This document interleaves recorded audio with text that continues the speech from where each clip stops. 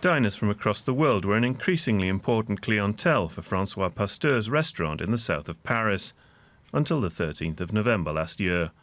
Since then, tourists have stayed away out of fear of new attacks. Revenue is down by a fifth.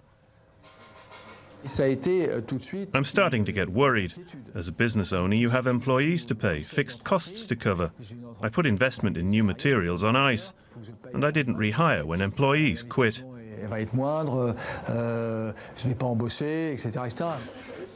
French customers have returned to some of Le Pied du Pain's tables. They too were shocked by the attacks. But after a few weeks they started going out again, even more than before. Yet Pasteu still can't plug the hole in his balance sheet. He needs tourists.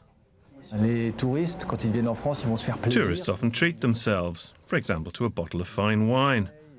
They're on holiday after all. French customers spend less, especially as the economy isn't doing so well right now.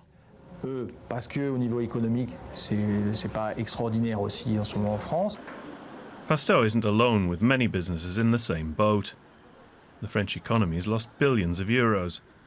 The state wants to draw in more tourists with advertising campaigns, one led by the Paris local government. The city's seen a 10% drop in visitors. Since June, we've invested €2 million. We've sought out travel agencies across the world and invited journalists to Paris so they can see that life goes on here just as before. We've also made a special film about the city. The man responsible for tourism in Paris thinks the campaign will be a success, but only under certain conditions. We can't wave a magic wand to revive tourism. It'll take some time until we've regained our reputation and rebuilt trust. But I think we'll reach the same amount of visitors we had earlier in about 9 months. Of course, only if there are no new attacks. Chef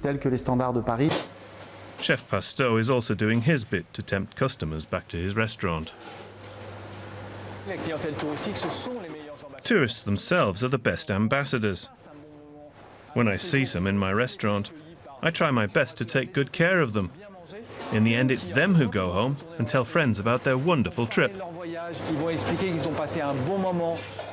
But it'll take some time before Pasteu's strategy bears much fruit.